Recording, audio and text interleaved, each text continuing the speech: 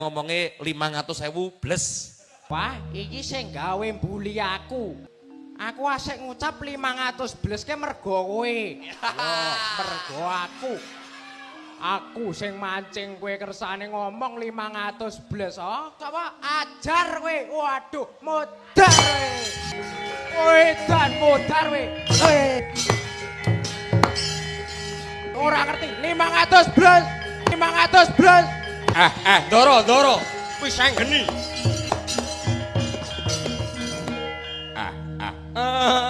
Aku kuwi nganti kemekel.